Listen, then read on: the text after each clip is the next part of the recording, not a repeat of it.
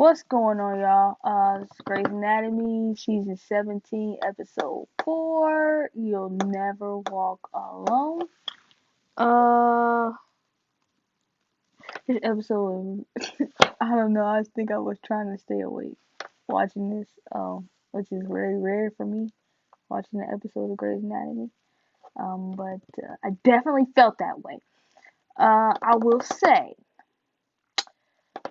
that, tensions of the coronavirus are starting to rise now on the show, and I feel like um, I'm kind of getting sick of it. It's kind of played out. That is just still a storyline on the show. A lot of other TV shows are doing it. Like 1 or 2 episodes with the virus. Okay, we're on episode 4 with this. Okay, and I'm about over it. Like on Station 19, they wear their mask and they take them off during like certain times, and that's just like how we're living now, and that's fine with me because I don't want to sit here and just keep thinking about people dying from the virus and I mean people are still dying from the virus, but I mean it's something that we're living through every day. Yeah, I don't want to talk about it every day. It's not something I want to think about. Half of it you can't see your family during the virus and everything.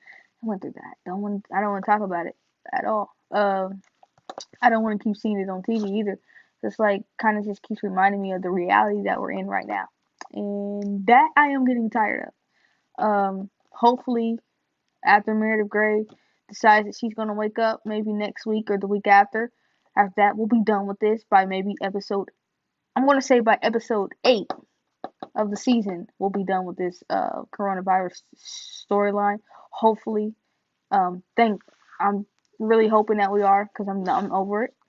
Anyways, the nitty gritty here. So Meredith is, she's I guess she's sleeping. They said she's sleep. Is she sleep or is she like comatose or whatever? I guess she's just sleep. But yeah, so she sleep and she sees George. I like knew. I told y'all it was gonna be George. I knew it was gonna be George. I wished it was Lexi, but because of the whole Supergirl thing, I don't know if that her contract would allow her to do that. Skylar Lee. So hopefully, maybe we get Lexi in another episode if possible, if her contract allows. Um, but for sure, it was cool to see George. He is old looking. I said this about Derek too, but he really does look old. He looks even older. And it's so weird seeing him trying to step back into the character of George O'Malley when he hasn't done it in so long. Sorry, y'all. He's probably like really nothing like George O'Malley in real life, so it's kind of like it was like weird to see him trying to act like that. It's like he was trying so hard to act like George O'Malley. He was trying too hard. Is what I feel like. The way he was walking, um, even some of the way he said things. I'm just like, okay, yeah, it's been like over 10 years since he's been on the show, and he just probably needed more time or to watch some old rerun episodes to see how things work, cause that wasn't it. That wasn't the best. But they got the point across. But my thing is, why was she allowed to be close to George but not close to Derek? And I'm either thinking it was because she didn't want to be close to him on the show, like in real life. Maybe Ellen Pompeo and Patrick Dempsey didn't want to be close together, or it's a storyline. Like it's something within the storyline that I'm missing. Why they can't be close? Because with George O'Malley and Mary, they're like sitting right next to each other and everything like that. So I'm like, so what is it with him that they couldn't be close together?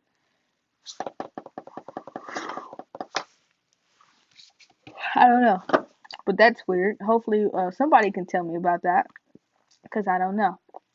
Anyways, let's go on. Link. I thought Link was gonna sing us a song, and I was about to be happy, cause like Nashville was one of my favorite shows, and when he was on there, he had some of the best songs on there. Definitely. So maybe it's just my turn. That's one of the songs he did on there. It's one of my favorites. But I thought he was gonna sing a song when he wrote that out, wrote that that guitar out, but nah, that didn't happen. Um, but Amelia is all like, she needs to talk about it. And he's all like, I don't want to talk about the virus. And she's like, I need to talk about it, or else if we don't talk about this, then you're gonna deal with the consequences of me not talking about this. It's gonna be way worse than if I just talk about it. Because we all know what Amelia does. She's crazy, a little bit. She go fly off the TV because she don't talk about what she gonna go do. She gonna do some drugs, right? And we don't want that to happen. We don't want her doing drugs and drinking. Nah, we don't want that happening, right? Nah, we don't. So sorry. So Link, please let the woman talk.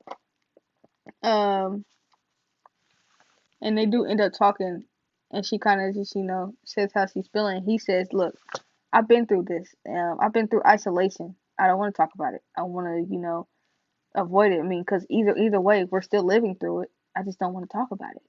And that's kind of how I feel about it. I don't want to talk about it because, like, I mean, we still have to live through it every single day.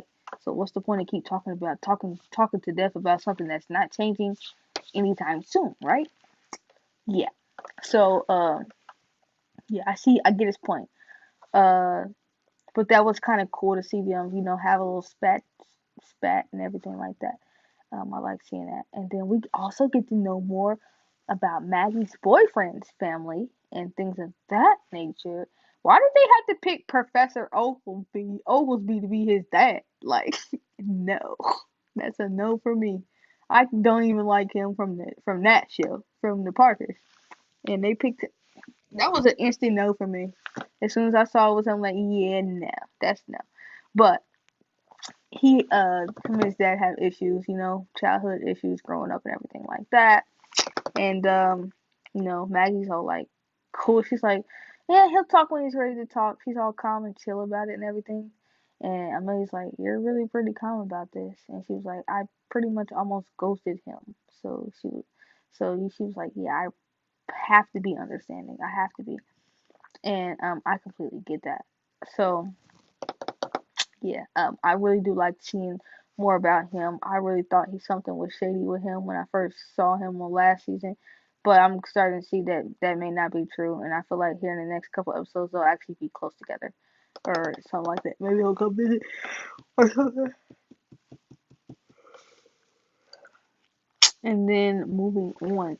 Okay, so Joe and Jackson, J and J, as I'm calling them for now, J and J. What can we call them? Because Joe Jackson. We can call them Joe Jackson.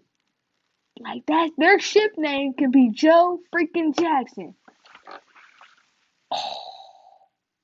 Oh, that's crazy. I literally just came up with that. If that's already a ship name, I'm gonna be mad, but I'm definitely posting that on Twitter tonight when I get off of here. Joe Jackson, that's their ship name.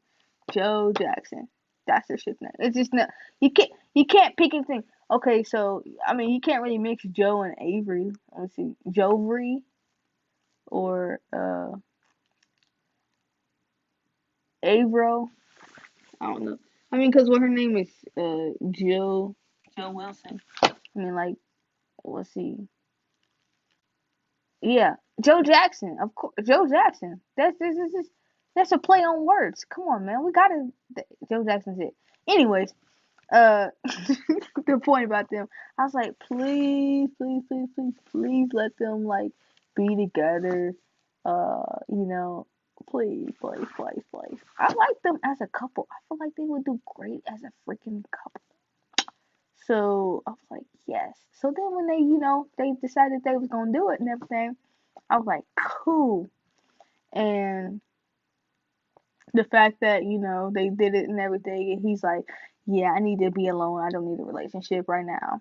And I think they're gonna end up in a relationship. Here towards the end. What's gonna happen is they're gonna have sex and do it. Then Joe's probably gonna go and see another guy. That she likes. And starts talking to. He's gonna get jealous, and then they're just gonna end up in a relationship. That's just what. That's how it happens on almost every show. Like a boy and girl meet. They have this is how it goes in 2020. Boy and girl meet, they have sex, They have a casual sex relationship. One of them finds the girl goes and sees somebody that actually likes her and wants to date her. Boy gets jealous. Boy then goes and finds a girl just so that the other girl will get jealous. The girl 2020 girl don't get jealous. So he just got to come out and say what it is, right? He got to come out and say how he feels. So I feel like that's what's gonna happen. They'll definitely end up together. Too much, nothing real. Okay, one more important thing is the Owen situation where he he treated he's treating all his patients equally. Well, you can't treat each patient equally. Each patient needs to be treated with a different type of temperament and understanding and treatment plan and things of that nature. And that's what Dr. Bailey pretty much told him. But he didn't get that what he did was a big deal because you don't think about that. Being that somebody has a different race, you don't think about what other races go through. I mean, me being black, I don't think about what white people go through. Which I don't know what that could be. And I also don't think about like what other type of people. Like I'm black, or I'm not gay. Uh, I don't know what gay people go through. That's not my, I don't know how they live their normal life every day. So I feel like you don't know that until you put yourself in their shoes and kind of like, think about what other people's daily lives can be like. Um, So I feel like that was a real learning lesson for him to actually think about like the things of that nature from Asian Americans and African American. Well, I'm black. I'm not African, so I'm Black American, and white people and and Indian and everybody like the whole freaking all the races, Mexican, Puerto Rican, all of it. So it's kind of like, you kind of got to think about everybody when you're doing that thing, but that's not something you have to think about as a white man. He doesn't have to think about that, you know? It's automatically preset into my mind when I see somebody of a different race than me to automatically think about how does it affect them as their race, but white people don't have to think about that. And that's something that they're learning now, and I'm glad that we're actually getting to see that on a lot of TV shows right now. That they're learning the experience that they're having with that. Uh, yeah. So that's pretty much it. Next week, hopefully, Meredith Grey wakes up. Um, Tommy, Tommy, you gotta pull through, Tom Karastik. I mean, I don't mess with you like that, but I wanted to see him fall in love. Like, I want to see him fall in love and get a love story. Like the Grinch stole Christmas, but the Grinch eventually gave it all back. So I want to see him. I want to see the nice side of Tom Karasik. Okay. So, you gotta get better, my guy. And then we get to see Bailey's mom. I wonder if when they didn't show her face, I'm guessing that it's a different character than the one who played her mom for the episode when she had the heart attack. It was only like what? Yeah, well, she was on there for the episode, and then they don't show her dad, which he's been on there several different times on the show. So, I wonder if they'll show him or not. But yeah, that's pretty much it for this episode. And I will see you guys next week. Enjoy your night. Hope you guys had a great Thanksgiving last week. And then go ahead and hit that like, comment, subscribe, turn on your post notifications, and I will definitely see you guys next week. Peace out.